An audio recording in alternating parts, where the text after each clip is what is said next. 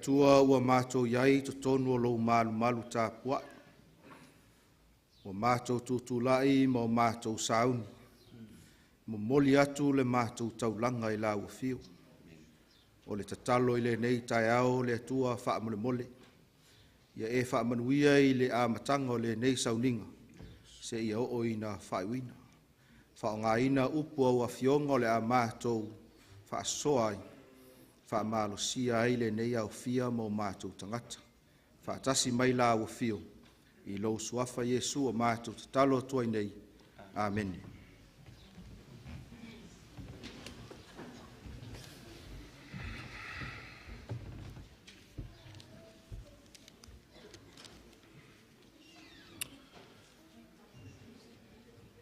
Tae nei sa Failauga mai iniso to ina tanto Ekalisia o lo moli mai alo faanga o le sunga le faifeau ia Pastor Willie Solofa ma le faletua ia ao ia I fo I tonu nei tunu I sa ilinga tong fiti o no ngase ia o lo moli mai alo faanga le sunga le faafengenga ia le sunga ia Pastor Henry ma le faletua ma no falo ia fa pe fo I le tatou Ekalisia atoa.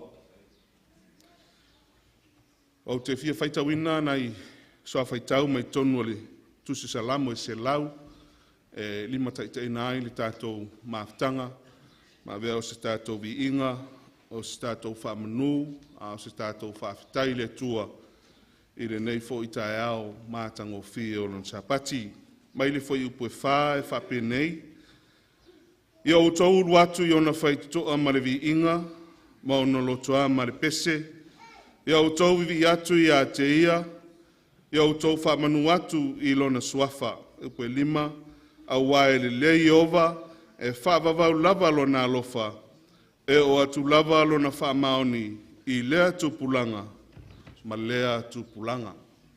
Amene.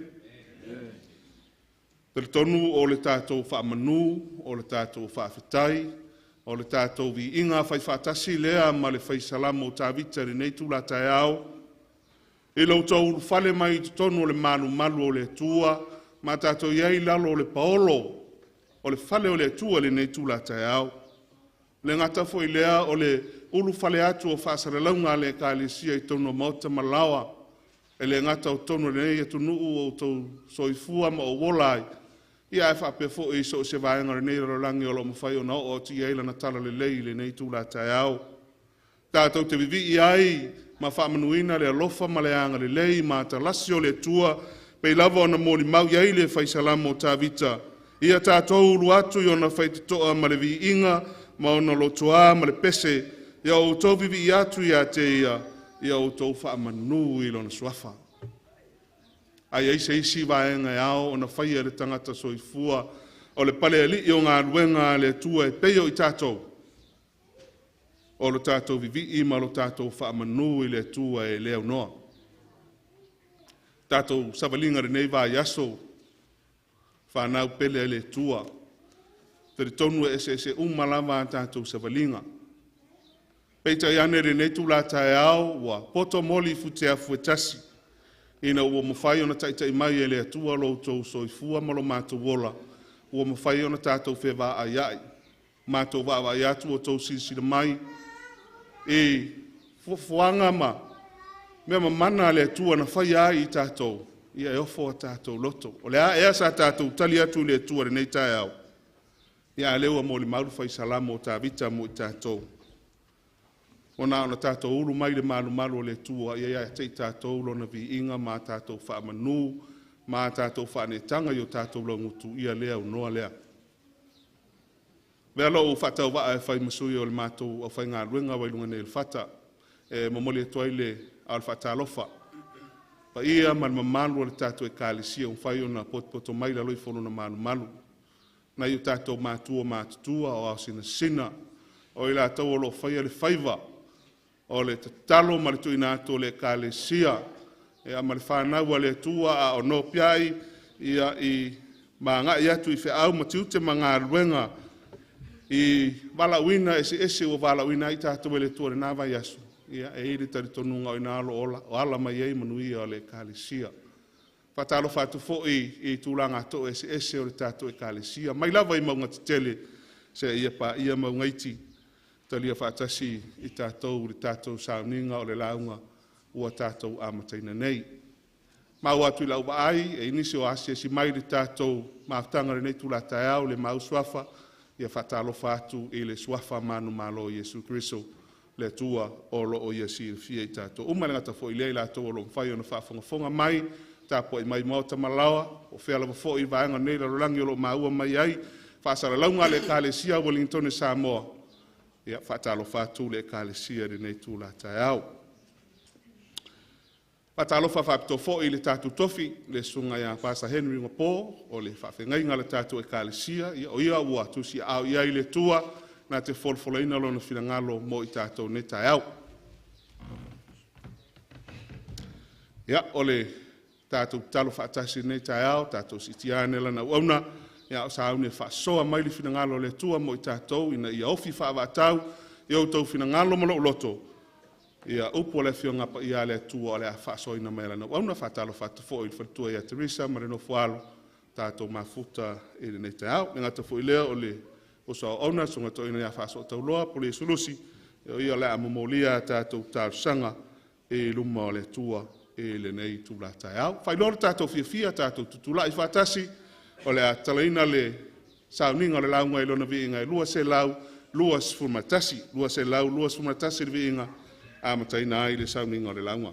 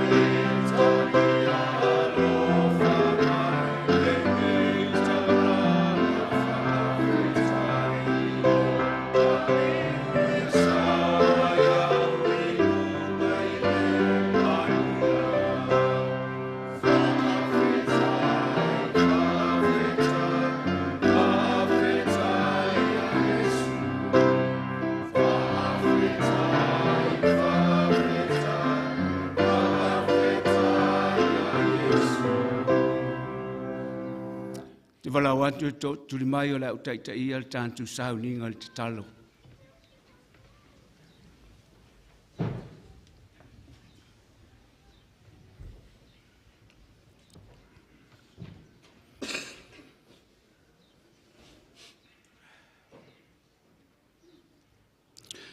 Le tua sirsili e se o lo e fio mai lo no fali mamalu. O oe a fua mai ai, manuia, ma le malosi, ma le ola. Awa oe, o le atua foa sa e whaia, le langi ma le larolangi antoa ma mea uma o lo tumu ai. Sa e whaia le tangata o i mantou, whantusa i anti oe le atua e whailoa mai ai. E le whatau waa i mantou i lau sirisila le tua e tāua i anti oe lau tangata na e whaia. Mantou te vesili ifo i le nei tae au. O le ase mea mantou te atu. Ma i mantou i luma o lo nofuali. Paulava na o le memu o mantou lau ngutu. O le tau tala o mātou lau whaiwa se tu lau whaafonga mai. E momoli atu ai le anganga o le whamanu ma le whanetanga. O le vi inga o lau o fio a toa ma le anganga whaafitai. O le kalesia ma lau whanau. Pe a whai mātou te tō mānatu le tua le savalinga o le vai aso. E o lava iai mātou o na mātou mana tua ina lo alofa ma lo wanga le lei. O wasa e taitaina i mātou iau au taita. Sa tofu lava le tangata malana na whai. O ngā luenga ma whi au sa e tutofia i mātou o le o langa nei. E tausi ai o mātou a inga e maise o le mātou au nai i ante o e ala i lau e kālesia. I antoa foi manisi o vaenga mātou te tui nā atu i nisi. O mana o mia lau so soani. Whaafitai le atua le taita i ngā lofa lau o fio. O silinga se tala e whaanono ai le kālesia. Le ai sesi o e a mia lona soifua. Le ai foi se tasi o lavea i ni whaalawe lave whaafose i o leolanga. O nao le leo le fia wa alanga ina i tutonu o le nei malu malu. Tari tonu o whapena tutonu o a inga o lau e kālesia. E vi i ai ma whaamanuina lau suafa sirisiri ese le nei tae au. Awa ua tele lava mea ua e whaia mo i mātou. E le ngata i lau teita inga ma lau tausinga i o mātou tangata. Awa au whaamanuianga na e whaamanuia ma ia i mātou umalawa. Sa o mātou talitalia ia manuia. Sa whaamanuia ina i o mātou a inga. Whaaftai ne mea umalawa whaia mo i mātou. Sirisiri lo mātou whaaftai. A wale taulanga tongiola e peo na mātou talanoa ina le nei tae au. Sa e manu maloi, e le tunga mau le oti. O mātou malama lama mai loa le le. Ona e tele mana o e whano i mātou. Whaaftai antua i le atua i lau fio i lau alofa, ma lau wanga le le. Tāpua i ngā lau nuu o mātou o mai lau sāpati. O le ngata o le mātou malo loa ina e polo inga ai mātou. Ai uru whale ai mātou. I au malu mātou te tāpua ai maavantu i ante. O e vi inga. Ai siri ai le nā. O le mātou nofo tali au e whetalai mai. E ala i lau a whiong pa ia le nei tae au. Tui nā tuai le i whonga lau nuu mau tangata. E le ngata i mātou tu tonu o lau malu. Ao mātou a inga o loo tāpua i mai, i maota malawa. I ei foi nisi le tua o loo maua le nei, tāpua inga i lunga o penga te whailangi. O mātou tāpua i fantasi antu i lau fio le nei tae au. Tofu sia i mātou uma i au whaamnianga whaale sāpati. Talo le tua i lau whaamnianga, i e mātou tua lau e kālesia, mātou talitonu tele o mātua. O iei mai e leo langa le atua, whaamole mole whaamalolo atu i ante i lantou. Talo i lau a fio le nei sāpati au mantu iai. Si ti antu lau au auna le nei tae au.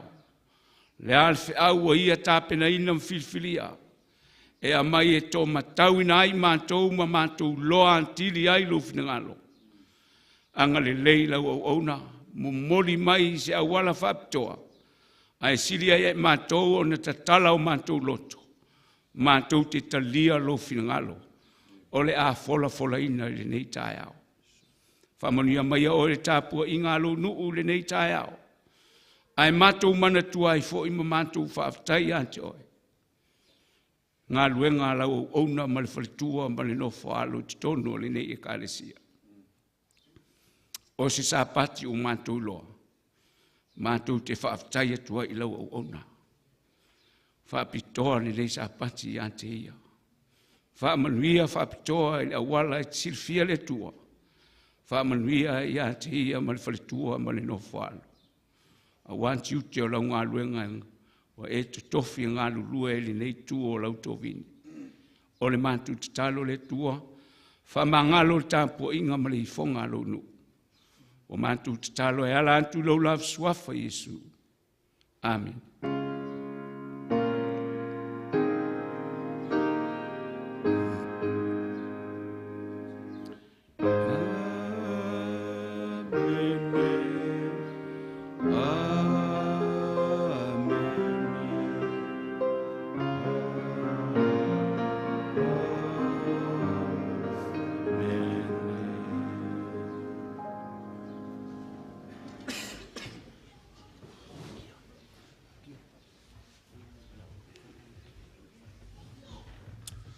Alo tu isunga I tia kono mo le whaamapopoina tātou taulanga ma sefuluai.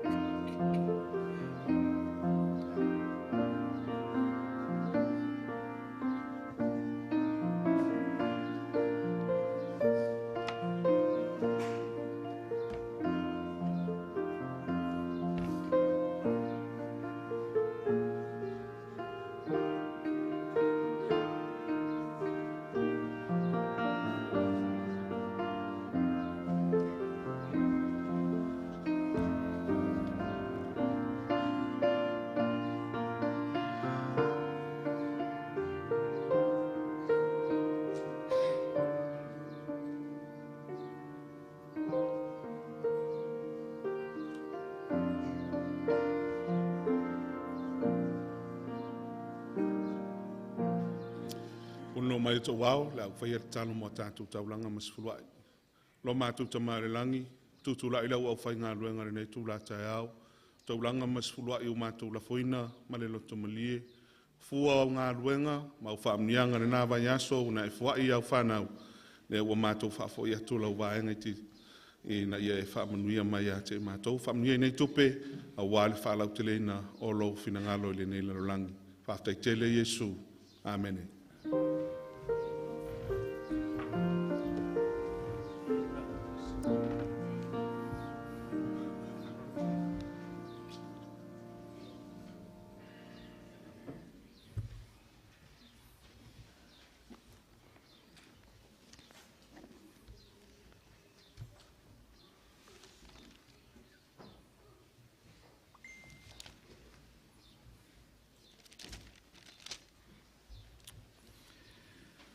Ia te aule awa tele ma le whaaloalo e tau ai o te toi ofa lo whaatu ma whaatalo whaatu I le e ka le sia ma le a inga pele o le atua I le nei tai au ta alofa lava.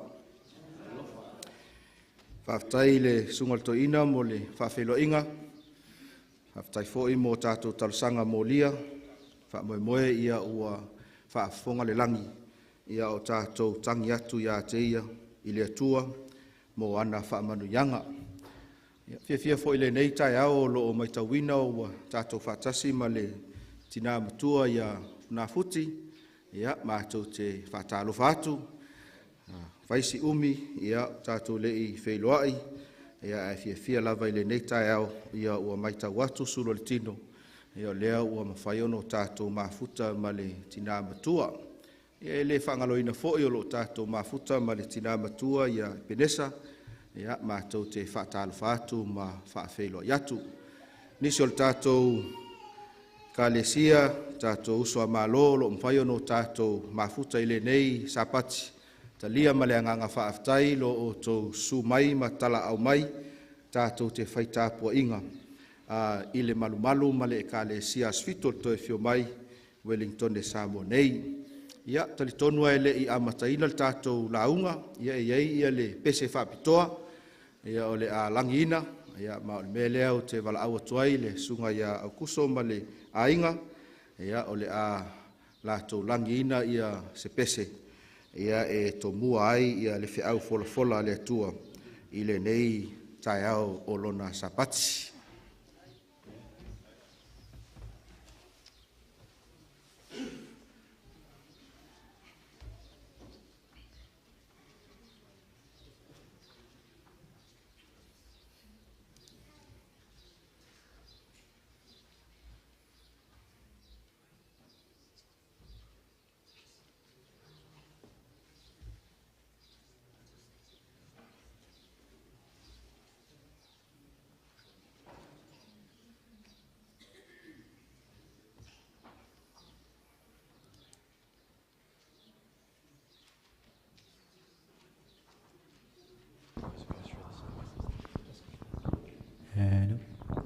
Yeah, that works.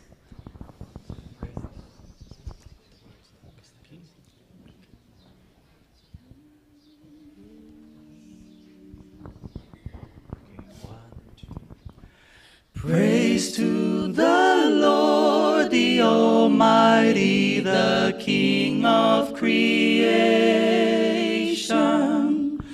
O my soul, praise him, for he is thy health and salvation. All ye who hear, now to his temple draw near. Praise him in glad adoration.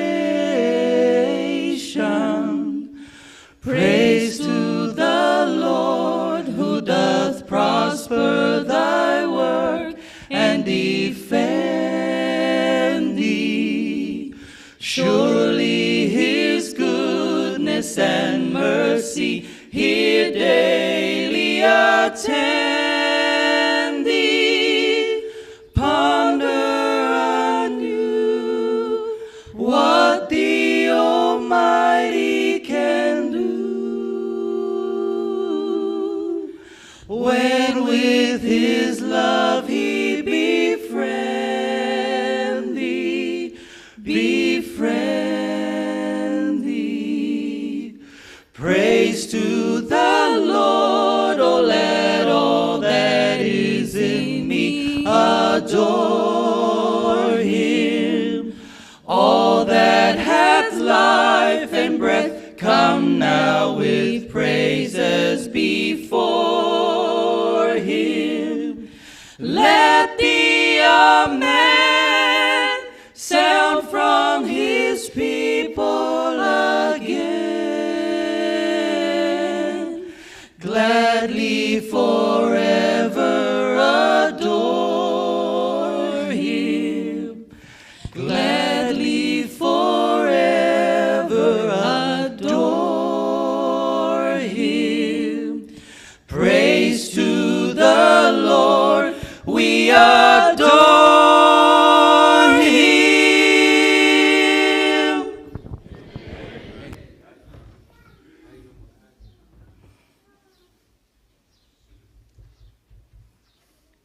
Mo le atu le whaftai le sunga ia kuso ma le ainga, mo le nei foi vi inga tāua sa o tau whaafonga ma tātou whaalongolongo iai, se o tātou tatalo. Le atua ua mātou sa uni e tatala ua fionga pa ia, talo ina ia fisoasoani le nganga o la ua fio, whaamatala loto ia au upu, ina ia o mātou langona ai le tāua o la ua fio, ma ngā luenga sa e whaia. Ma whaia ai o na whaamalosia i mātou uma. Whaamanuia i se tasi o loo maua ia le nei tāpua inga, i lunga o upenga ta whailangi. Ia i le anga le lei o la ua fio i lo usuafa Yesu. Amene.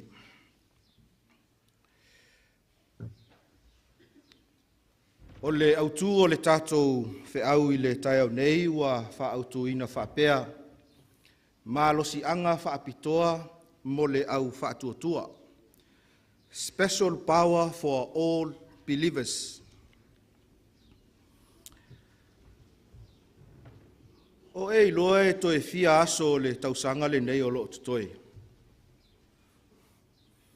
Do you know how many days left for 2022? A mata tutai au. There are 49 more days to go. To e wha se fulu ma le iwa aso, o na umalea o le tausanga lua afe, lua se fulu ma le lua. E to e fitu sa pati, we have 7 more Sabbaths to go. Lono winga o lea e to toe sa pati e fitu. E to e fitu ia lotu aso lulu. 7 more Wednesday to go. Ia po o lotu tatalo ale ekalesia. Ia faila e la umane tausanga e tele iai i lotu tatalo. Ia lea e maua lo avanoa e toi fitu. Toe fitu le to toe, se I tau atu ai le nei tausanga ai le I uma atu. Ai le I uma le tausanga. E le I maea le tausanga. Mai o le mea lea le kalesia. Ia e au ai o no tātou wha malolosi. Mo tātou whinau. Mo tātou tau mawhai I le mea sili. Ina ia whape nā o no tātou tau tua ai.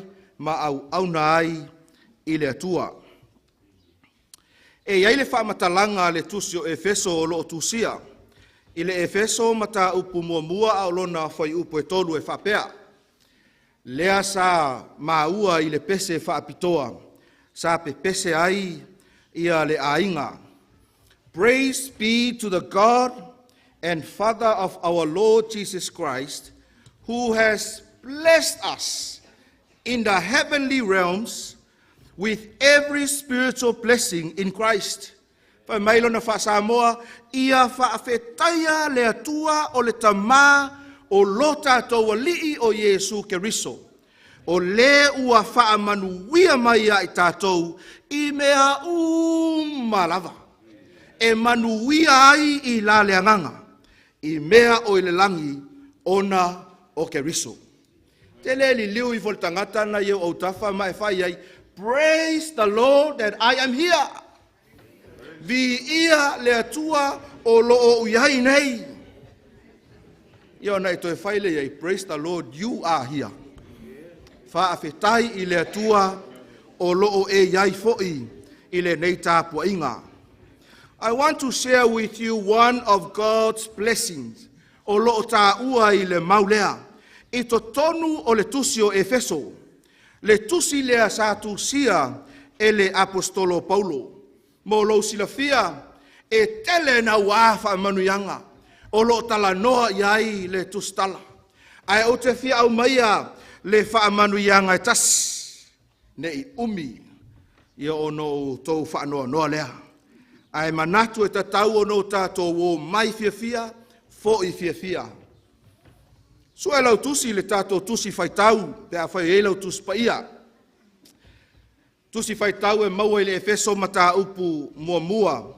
A o lona fai upu e se fulu male lima, se ia o ile fai upu e lua se fulu male tolu. Efeso mata upu mua, fai upu e se fulu male lima, ha ngata mai ile fai upu e lua se fulu male tolu.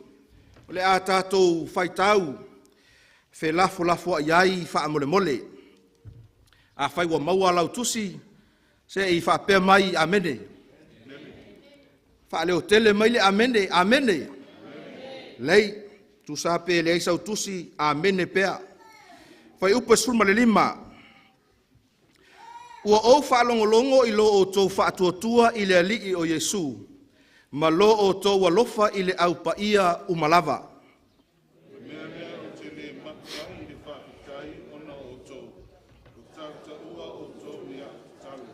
Ina ia foa iatu ia te otou e le atua o lo tātou walii o Yesu Keriso.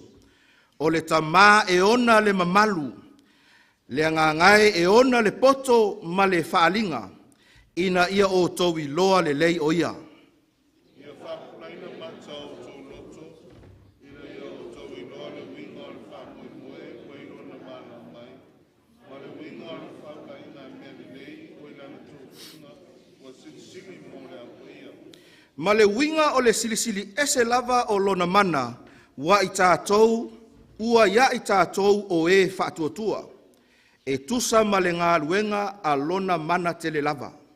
Na ia matua na ua ia Keriso, ina ua toe whaatuina mai o ia na ie oti. Whanofo ia te ie o le tuta matau I mea o I lana. E silisili lava ia li sili umalava, ma whaipule, ma e ua malolosi, ma lii, ma ingoa umalava e tā ua. E le ngata I le olanga nei, a e o fo'i I le atali. Ia tu o I mea malama I lalo o na mai, ma tuina atu o ia e whai mauku o mea malama o le tanisia. Ma le whai upo e luas fun maritolu. O lona tino lea, o le tupu o lea na te whaatuina mea malama I mea ua. Ma lo whaftai mo le whaongaina o tātou tuspaia, mo le tātou au talavou wha mole mole, ma naia e tātou whaitau whatasi, i le tātou tusi whaitau o loo i lunga o le tātou ie wha mole mole, whaitau.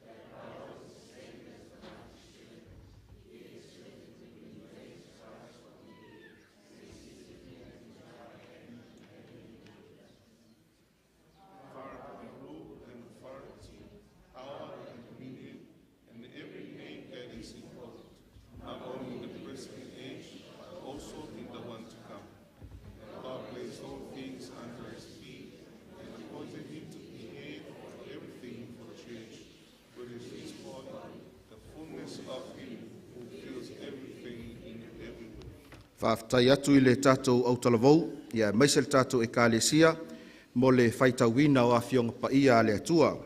There's a reason why that I want you young people to read the scripture. Probably this is the only place that you can read those words. Le a uma atu foi, ia ona uma foi lea.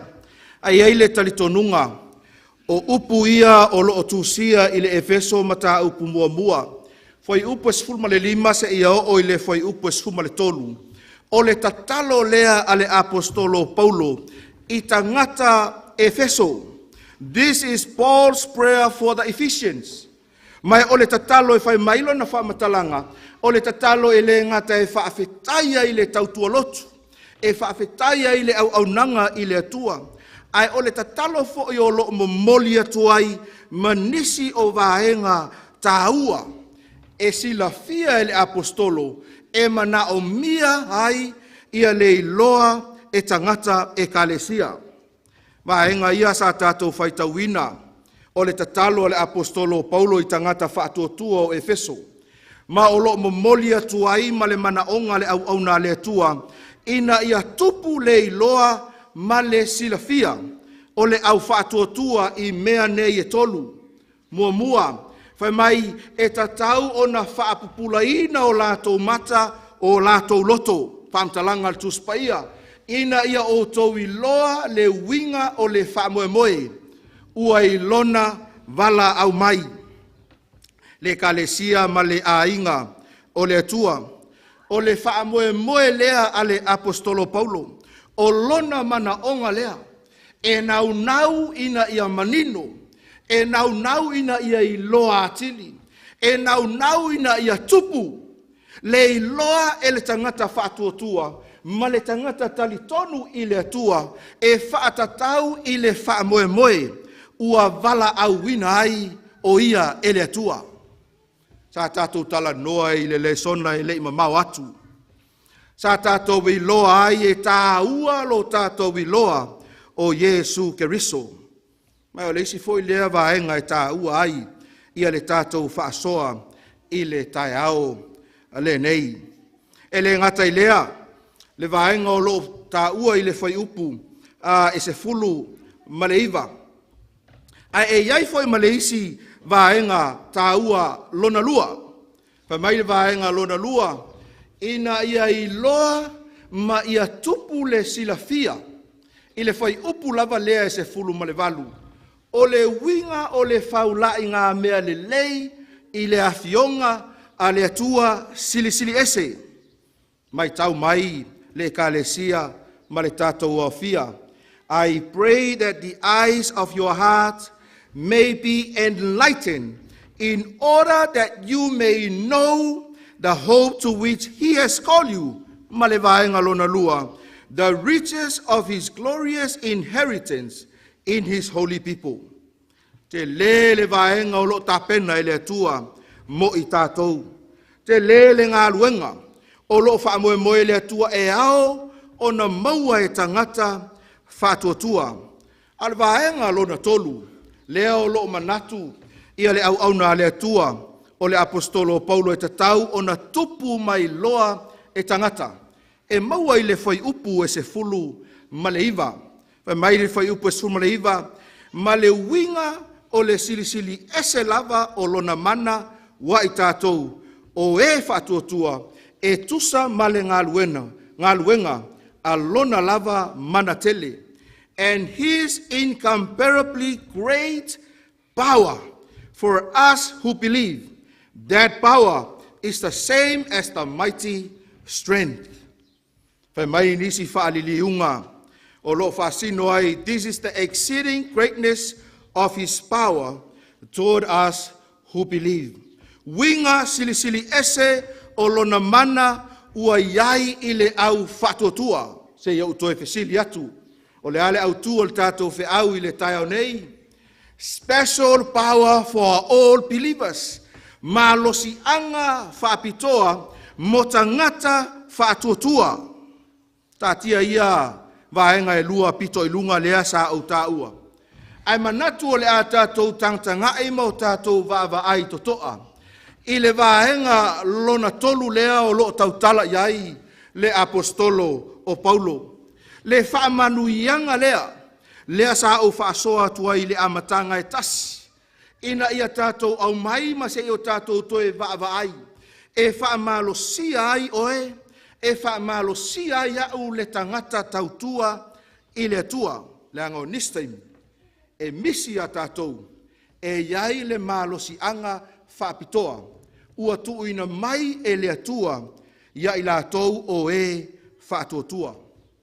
Lua ni fesili whaatupu manatu. O le fesili mua e whapea. What kind of power is Paul writing about? O le a leitu a i ngā mana. O le a leitu a i ngā malosi anga. Lea e tautala ai le apostolo Paulo. Fesili lona lua. How is this power manifested toward believers in Christ? E whapewhea o na avea le nei mana. E whaalia mai ai le tangata whaatuatua. E lei mamau atu tō whinga le ekalesia. Mai eitai me manatu ai le tangata.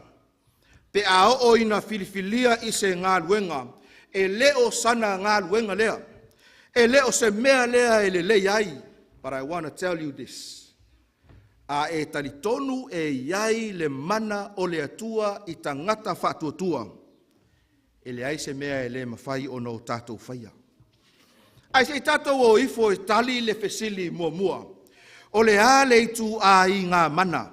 Lea o lo tautala ai le apostolo Paulo. Mua. Tātou te mai tauina ai ia le natura o le mana lea o lo tautala ai le apostolo. E ao o na maua e le au whatuatua. Maua le whai upu e luas fulu. Ia, pe a whai eilo tuspaia a whai ele ai o lo lunga le tātou ie. Le mana lea whai mai na mawhai ai o na toe whatuwina mai Yesu mai i le tunga mau. A le whai mai whai upu e sumareiva. O le winga silisili ese lava o lona mana ua ia i tātou o e whatuatua. E tusa male ngā luenga a lona mana tele. Whai upe luas fulu. Na ia matuanga lue ai a keriso. Ina ua toe whaatu wina mai o ia. Na ie ua oti. Mai tau mai. A whai o le mana lea. A whai o le malosi anga lea. Le ta talo ai Paulo.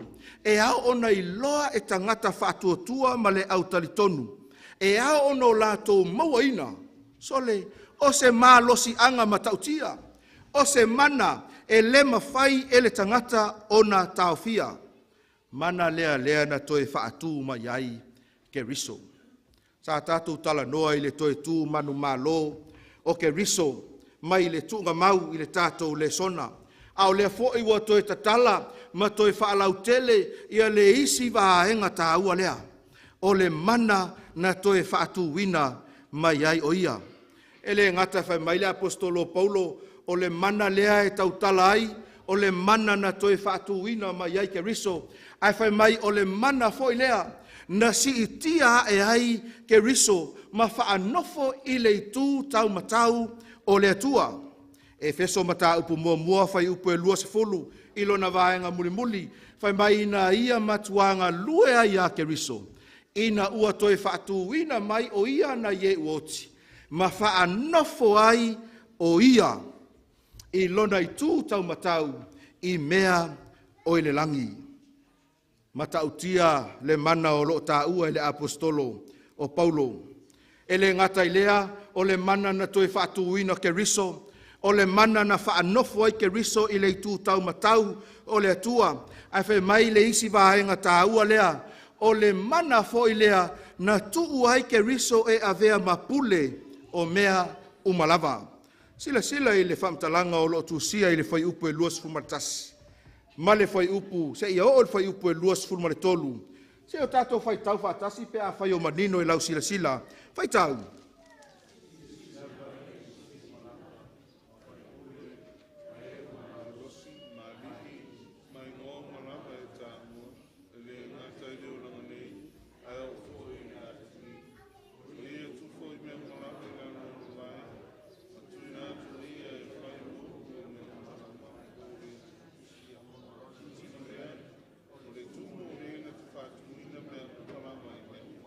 I oe le kalesia ma le ainga o le atua.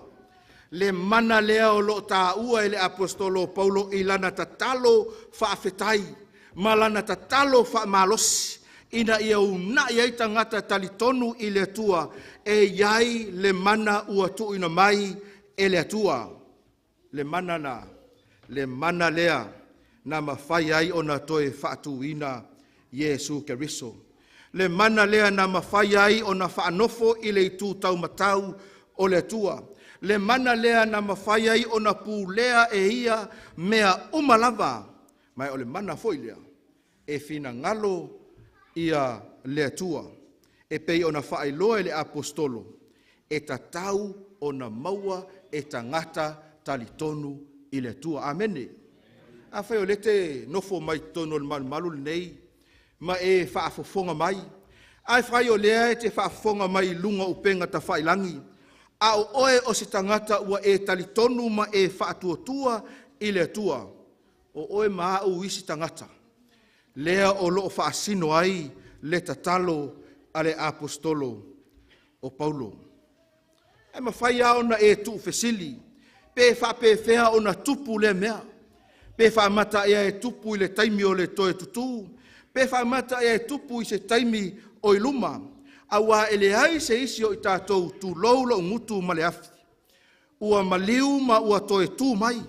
Ele ai se isi o i tātou ua whaanofo i le tu tau matau o le atua. Ele ai se isi o i tātou ua pule. Ma ave i ai le awa noa lea. Au te manao ina ia ave oi le taimi. Sa ta lia ina ai le whaolatanga a Yesu Keriso. Na iai le mana o le atua, na suia ai o tātou uolanga.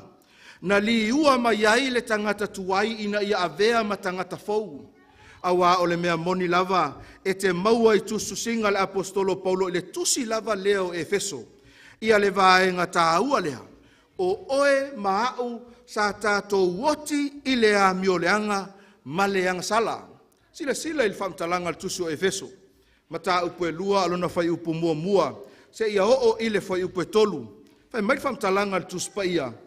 O tau fo i lava o e na oti i a mio leanga maanga sala. Na o tau sava vali ai ana mua. E tusa ma le tu a le nei lalolangi. E tusa ma le taitai o le au. Whai pule i le vani monimo. O le anganga lea o loo matuanga lue nei i e ua wha longo tata. O i tātou fo'i, nā mio whaatasi i tātou umalava, ma i la tau ana mua. Ina ua tātou no nofo i tu ina nau o tātou tino, na whaia fo'i i tātou o mea na loto i aile tino, a toa ma le mawhau whau.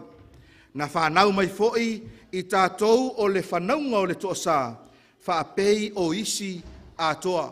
Pai mai whamtalanga le apostolo Paulo, taluai ono tātou, sa oti le amio leanga ma le anga sala, o le mea lea ua tātou sa vali hai, i le lalolangi anga sala, ma whaia hai whaatinonga o le pōli uli, o le lalolangi le nei, aisea, le anga fo i o lea e taa le fili ma le ti Apollo. Le anga fo i o leo lo o iai satani, o lo o ia pu lea le vani monimo, o lo o ia wa aia mea umole nei lalolangi. Mai ua vea i tātou, o se whanau le usu stai luma o le atua. Ona o le tū langa lea, ua avea ai lo soifua ma lo wola, ua avea ai o tātou loto o ni tangata e tuina nau atu i le tino, e tau mawhai ai ina ia whaatu muina o tātou langona, ma whaatau nuu ina mea e nau iai o tātou loto. Pei tae la uoe, o le vaenga lea tuai o leo langa o le tangata. Ai whai mai whaamtalanga le tusi o Efeso, a o lona mata upe lua, whai upe wha, male whai upe lima, whai mai a o lea tua ua iai le faulai o le alofa. Lea tua ua iai le faulai o le alofa. Ona o lona lava alofa tele, na ia alofa mai iai, ia i tātou. A o oti lava i tātou i a mioleanga, wana whaaola mai ia i tātou whaatasi makeriso, o le alofa tu noa ua whaaola i nai o tau. Though dead in trespass and sin, God made us alive by His grace in Christ. Whai mai whaamtalanga le tuspaia e ui lava i mea na tutupu, ai ua whaasauina i tātou i le alofa tu noa o le atua. We are saved by grace. Whamatalaina le apostolo Paulo, le tāua o le suinga lea, ma le liliunga lea. Pea whai e te sila i le kolose, au lona mata upu e lua. Whai upu e sfulma le lua se ia o i le whai upu e sfulma le tolu. Pea whai o manino mailau sila, se o tātou whai tau whaatasi whaamole mole, whai tau.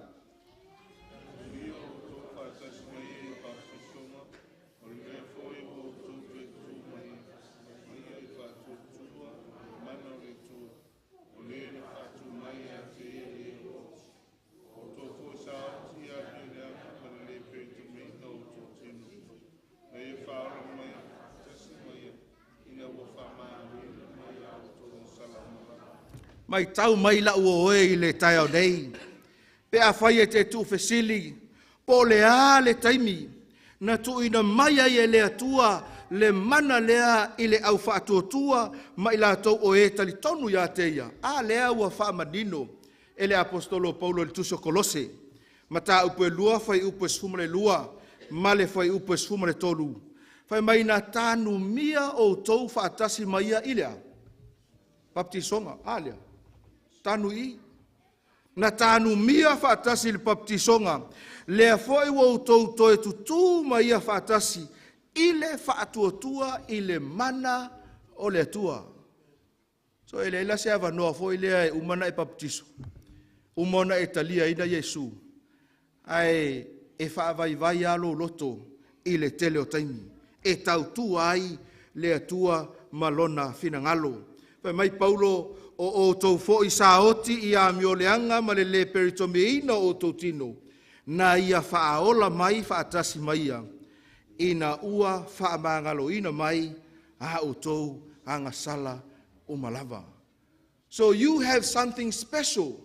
E iai le mea whaapitoa, na tu ina atu e le atua ia te oe, na tu ina mai e le atua ia te au, i le taimi na avea ai i ta ua, matangata whaatuatua. Ele liu tangata na ia o tafa, oh, no wonder why you look special. Because you have something special. O loo iai le mea whaapitoa ua whai mea lofa tuai le atua ia te oe maau. Mai so se taimi lava e suia i leo langa o le tangata. Ma ia talia ina le whaaolatanga le atua. E iai lava le avanoa. E tautino ai ma whaailoa tuai i luma o tangata a toa ma le atua. Whamai le Efeso lua whai upu e 5. O oe maau o tangata ua whaasauina, whaaolaina, i le alofa tū noa o le atua. O na alea. A umala o na toi whaatū mai oe e le mana o Jesu Keriso e ala i le papatisonga o na alea.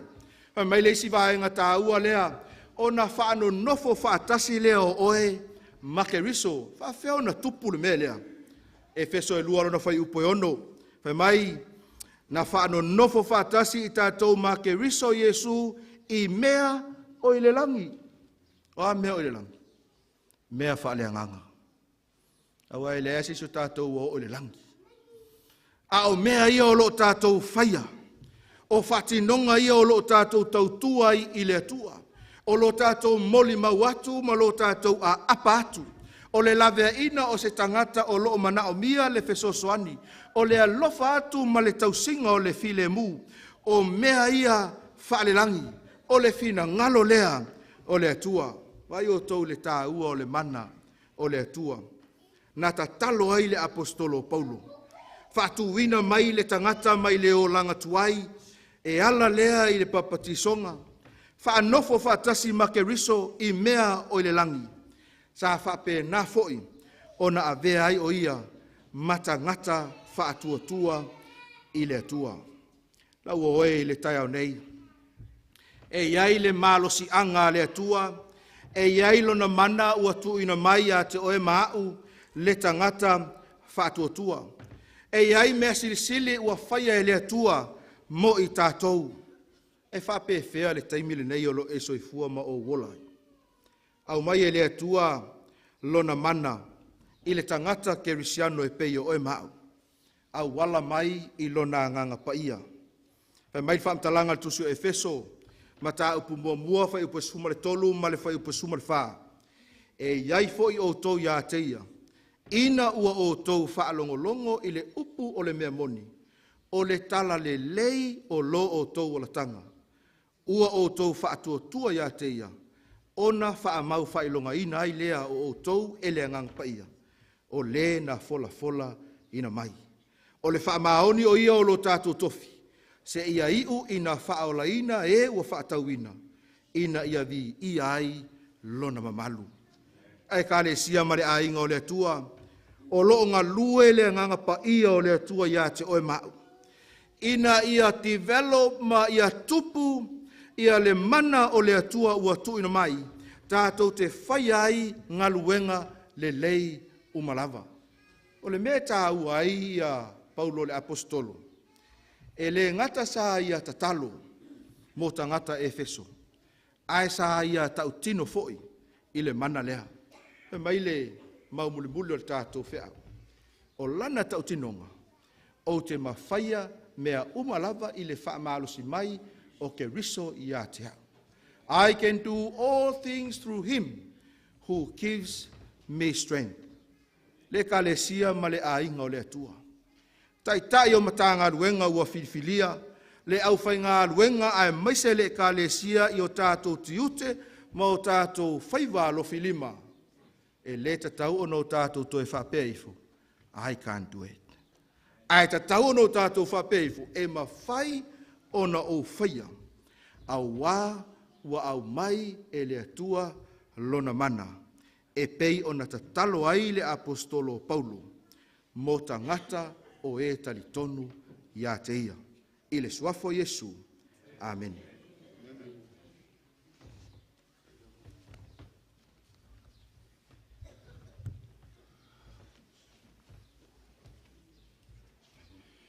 Ia ina ia tuli loe le ngang pa ia i utau whingalo mo tātou loto, le nei whi au whamalosi.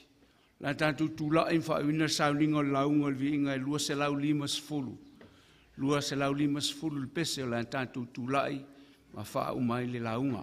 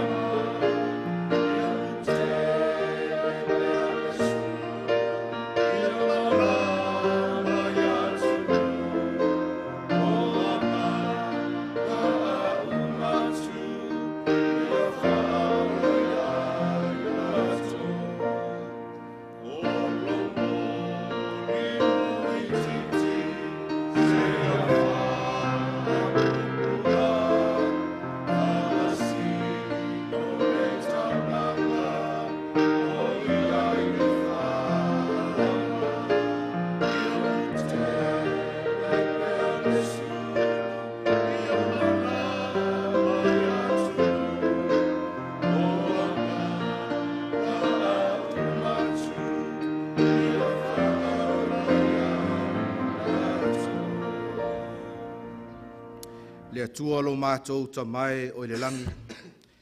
Whaafetai le whaamanatu mai a te i mātou.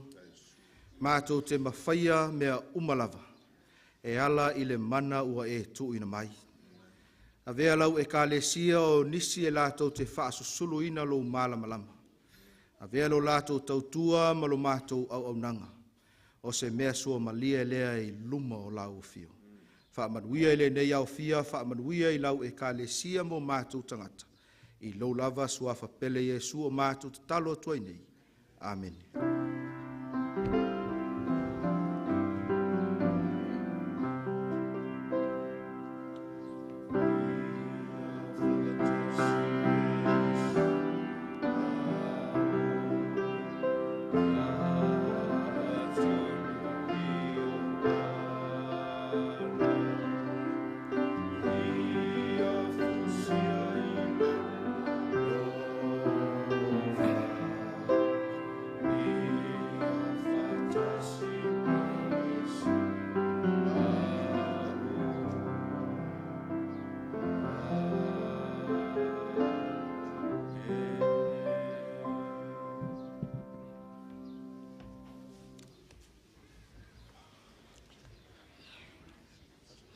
Ia upu whapea e leo la mtanga at whaiunga. E il sawninga mulmul mai, e sawninga nei. Ai, forwhranga